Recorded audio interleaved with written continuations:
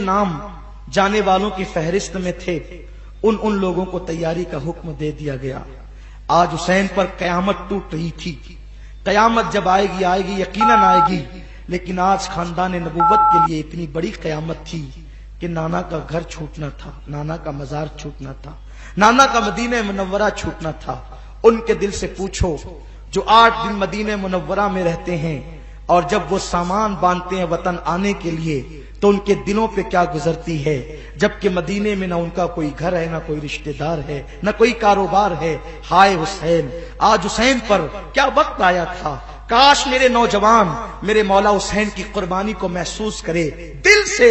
जो लोग हुसैन का आवाज सुनने के लिए, मौला हुसैन की शहादत सुनने के लिए आए हैं, कुर्बानी सुनने के लिए आए हैं, और वो सुन करके यूं ही चले जाते हैं, उसके बाद उनकी जिंदगी नहीं बदलती। वही बेनमाजीपन, वही शराबीपन, औरतों का वही बेपर्दगी, औरतों का वही गैर महरम मर्दों के साथ फोन पर तवील गुफ्तगू, बेहयाई के कारनामे। सुनो सुनो, तुमको जन्नती बनाने के लिए या तुम्हारा दीन और ईमान बचाने के लिए हुसैन की कुर्बानी कितनी बड़ी है, थोड़ा महसूस तो करो। 8 दिन का मदीने का जाहिर जब वो अपना सामान बांधता है तो उसके हाथ कांपने लगते हैं। सामान बांधते वक्त हुसैन के दिल पर क्या गुजरी होगी। मदीने में हुसैन का सब कुछ था, इसी गलियों में बचपना, लड़कपन, जवानी सब बीता था। इसी गलियों में हुसैन की बारात निकली थी, इन्हीं गलियों में नाना का हाथ पकड़कर चलना सीखा था, इसी गली में बाबा का हाथ पकड़कर चलना सीखा था, इसी गली में मदीने तैयबा की गली में मौला हुसैन को माँ का प्यार मिला था। हाँ हाँ, यही गली तो थी। नन्ना सा हुसैन जब इन गलियों में खेलता तो बड़े बड़े अकाबिर सहाबा उठाकर अपनी गर्दन पे बिठा लेते। आज हुसैन का कोई मोनिसो गमखार न था, कोई गमगुसार न था। बज़ाहिर मौला हुसैन मदीने तैयबा से अपने अहले बैत को कहते हैं तैयारी करो, निकलेंगे। और अब रात का आखिरी पहर है, कुदसियाने फलक जमीन पर उतर रहे हैं रोजे अक़दस के तवाफ के लिए, और सबके घर बंद है, बस एक घर खुला है, वो मौला हुसैन का। और मदीने की गली में एक मगमूम बोझल बोझल कदमों से चलने वाला एक वजूद है, जिसके चलने को देखकर रसूलुल्लाह का चलना याद आता है। अल्लाह अकबर। वो अपने घर से निकलता है रात की आखिरी पहर में, अनवार नीचे से ऊपर, ऊपर से नीचे। अहले इरफान इसका अंदाजा कर सकते हैं, अनवार नीचे उतर रहे हैं या नीचे से ऊपर जा रहे हैं। कुदसियाने फलक तवाफे रोजा के लिए, दुरूदो सलाम की नजरें पेश करने के लिए रोजे रसूल पर आ रहे थे। ऐसे में हुसैन दबे कदमों अपने घर से निकलते हैं और नाना के रोजे पर आखिरी सलाम करने के लिए आते हैं। वो मंजर मैं किस मुंह से पेश करूं, मेरे अंदर इतनी ताकत नहीं कि मैं उस मंजर की कमा कहूं, अक्कासी कर सकूं, लेकिन बस मैं इतना बता सकता हूं। हुसैन जब अपने नाना के मजार पर तशरीफ ले गए, हाथ बांध करके खड़े हो गए, गोया के तसव्वुरात की दुनिया में महसूस करें तो एक साहिब इरफान का कहना है, हुसैन आंखें बंद करके हाथों को बांधकर आका की बारगाह में सलाम पेश करने के बाद कहते हैं, नाना जान, हर आने वाला आपकी बारगाह में आखिरी सलाम पेश करता है, लेकिन उसको उम्मीद होती है कि इस आखिरी सलाम के बाद दोबारा आप इसको फिर बुलाएंगे और वो फिर सलाम पेश करेगा। लेकिन हुसैन तो हतमी तौर पर आपकी बारगाह में आखिरी सलाम पेश करने के लिए आया है। या रसूलल्लाह, आप अपने हुसैन का आखिरी सलाम लें। फिर नाना की कब्र से लिपट गए और कहते हैं, नाना आज आप खामोश क्यों है, आप बोलते क्यों नहीं नाना?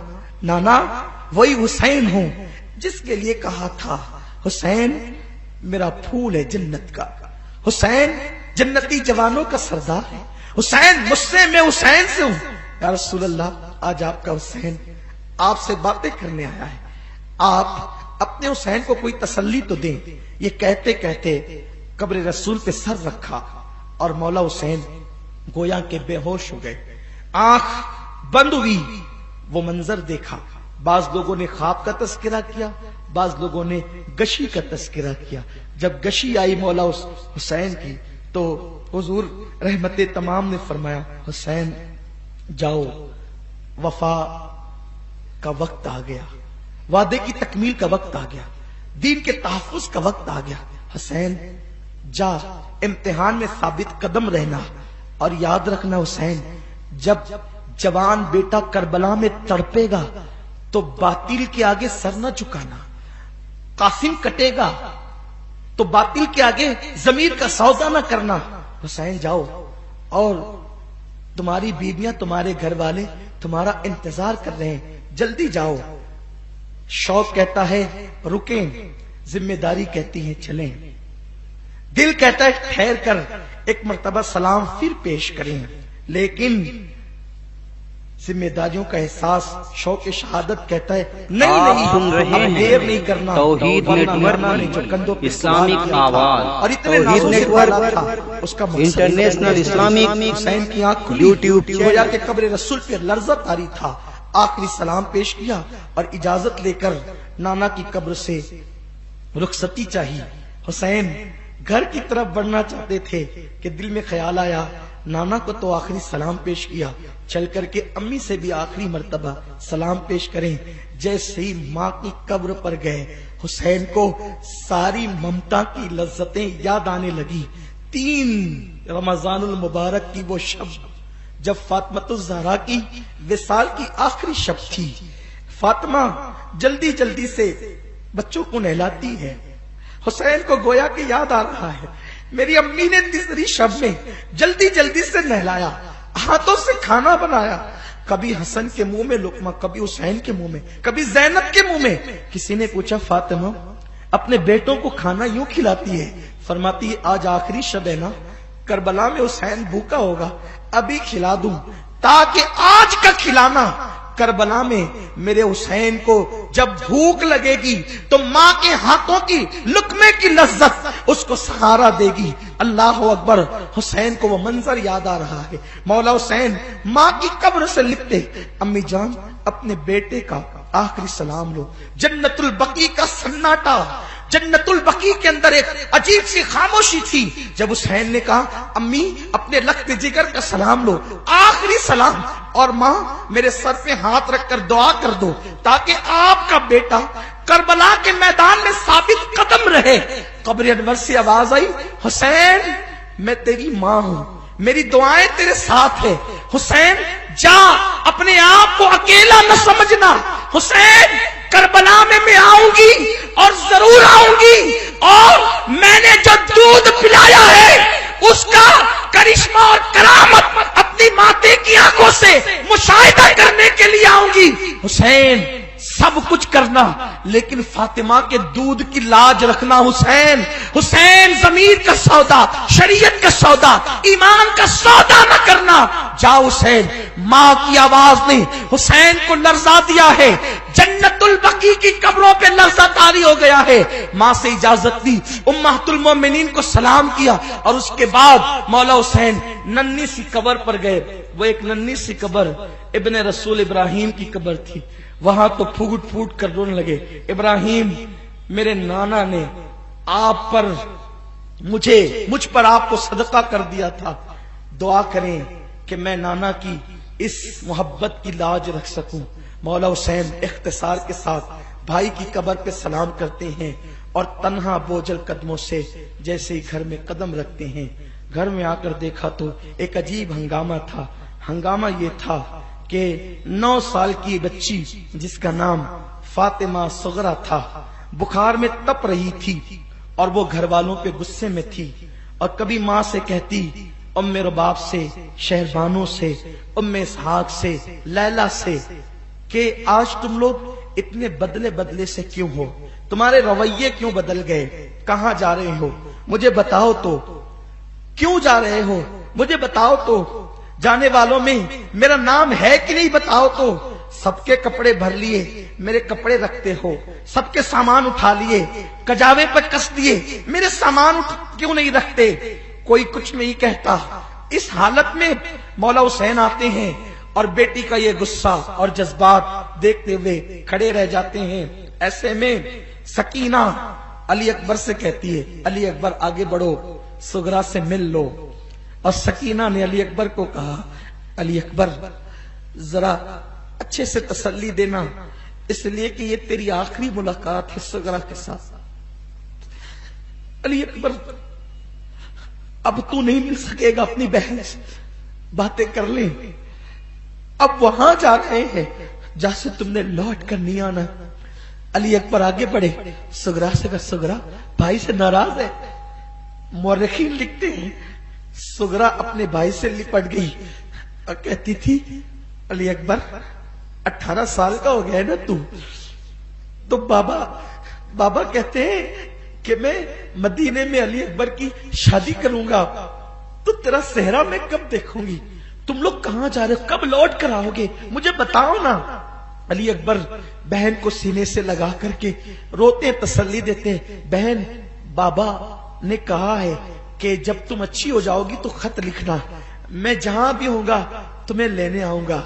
اتنے میں جیسے ہی مولا حسین کو دیکھا، مولا حسین سے کہتی بابا دیکھو نا یہ لوگ کیا کرتے ہیں، بابا میں بھی چلنا چاہتی ہوں۔ مولا حسین خاموش ہے۔ بابا آپ بولتے کیوں نہیں میں بھی چلنا چاہتی ہوں؟ بابا یہ جو اصغر روتا ہے نا یہ مجھ سے سب سے زیادہ مانوس ہے، اگر آپ مجھے ساتھ لے کر کے چلیں گے نا تو میں اس کو جھلا دوں گی، اور آپ جہاں بھی خیمہ لگائیں گے تو اس میں جھاڑو دوں گی، اور میں اس کو اتنا صاف رکھوں گی کہ اس میں آپ کو کوئی تکلیف نہیں ہوگی۔ اگر آپ لوگ یہ سوچتے ہیں نا کہ کھانا کم لے جا رہے ہیں ساتھ میں تو کھانے کے معاملے میں میں مخل ہو جاؤں گی، تو تم لوگ اپنا بچا ہوا کھانا مجھے دے دیا کرنا، میں اسی پہ اکتفا کروں گی۔ میر انیس نے تو یہاں تک کہ لکھا کہ سغرا نے کہا کہ اگر تمہارے پاس سواری نہیں ہے تو مجھے فضائی سمجھ کر لے چلو۔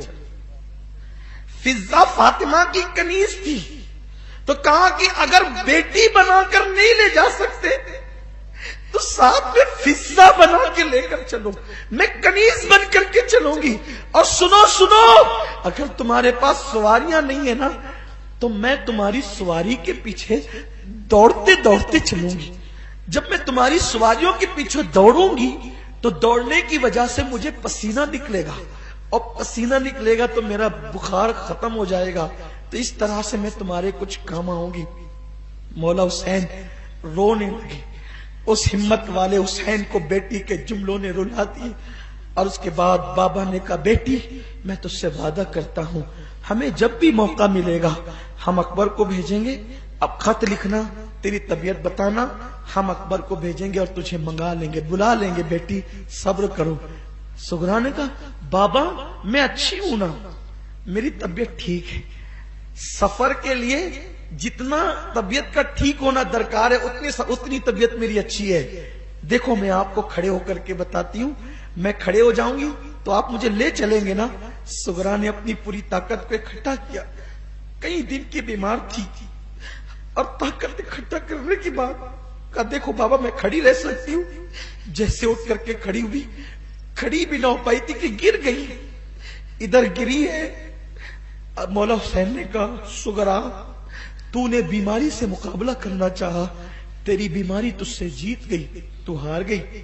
سکینہ نے امام حسین کے کان میں کہا بابا ایک مرتبہ سغرا علی اصغر سے بہت پیار کرتی ہے، اپنی گود سے اٹھا کر سغرا کی گود میں دے دو تاکہ آخری مرتبہ سغرا اصغر کو کھلا لے۔ جیسے امام حسین نے علی اصغر کو لے کر کے سغرا کی طرف بڑھایا، سغرا نے ہاتھ کھینچ لیے، نہیں بابا میرا بھیا پھول جیسا ہے، مجھے بخار بہت زیادہ ہے، کہیں میرا بھیا مرجھا نہ جائے۔ یہ جملے سن کر کے گھر والوں کی چیخ نکل گئی۔ آخرکار حسین کہتے ہیں میرا امتحان یہیں سے شروع ہو گیا، اور مولا حسین اپنی بیٹی کو تسلی دیتے ہیں، ام سلمہ کو سونپتے ہیں، ام المومنین ام سلمہ کو سونپتے ہیں۔ عورت جعفر طیار کے بیٹے عبداللہ ابن جعفر سے کہتے ہیں میری سغرا کا خیال رکھنا، اور اس کے بعد مولا حسین گھر سے نکلتے ہیں، سواریاں تیار تھی، اور جب آگے بڑھتے ہیں آج مدینہ منورہ کی آبرو، عرش کا تارا، حضور کی آنکھوں کا تارا مدینہ منورہ سے رخصت ہو رہا ہے۔ حسین پلٹ پلٹ کر مسجد نبوی کی طرف دیکھتے ہیں اور گویا کہ مسجد نبوی کے مینار سر اٹھا اٹھا کر حسین کی طرف دیکھتے ہیں۔ ایک دن وہ تھا ہجرت کی شب، جب امام الانبیاء مکہ چھوڑ کر نکلے تھے تو یہ حال مکہ میں تھا اور مدینے کے لوگ خوشیاں منا رہے تھے۔ آج تاریخ کا وہ دن آیا ہے کہ مدینہ منورہ کی گلیاں سوگواری میں ڈوب گئی ہے۔ حسین پلٹ پلٹ کر کہتے ہیں نانا آخری سلام لو، اور مسجد نبوی کے مینار اچک اچک کر حسین کو دیکھتے ہیں۔ ایک گرد جانوروں کے چلنے سے اٹھتی ہے اور وہ چھوٹا سا 72 نفری قافلہ، 72 نفوس قدسیہ پہ مشتمل قافلہ اس دھول میں چھپ جاتا ہے، اور اس کے بعد وہ نظروں سے اوجھل ہو جاتا ہے، اور صبح چمکنے سے پہلے وہ مدینہ منورہ سے دور نکل جاتا ہے۔ وہ قافلہ کہاں جاتا ہے انشاءاللہ آگے ہم آپ کے سامنے۔ کل شب عاشور ہے، آپ سے میری گزارش ہے 9 کا 10 کا روزہ رکھیں، خرافات سے بچیں، صحابہ کی بے ادبی سے بچیں، اور اپنے گناہوں سے توبہ کریں، استغفار کریں، اور کوشش کریں کہ مولا حسین نے جس مقصد کے لیے اپنی جان قربان کی ہے اس مقصد کی تکمیل کریں۔ اپنے نوجوانوں سے بس آخری گزارش یہ ہے کہ لوگوں اگر حسین سے محبت ہے تو گناہوں کو ترک کرو اور مولا حسین کے مشن میں ان کی مدد کرو۔ اللہ ہم سب کو توفیق۔ سامعین حضرات، ابھی یہ جو نعتیہ کلام آپ سماعت کر رہے تھے یہ توحید نیٹ ورک کی جانب سے سنایا جا رہا تھا۔ آپ بھی اپنے شہر کے جلسے ریکارڈنگ کرانے کے لیے رابطہ قائم کریں۔ توحید نیٹ ورک، موبائل نمبر 9967825448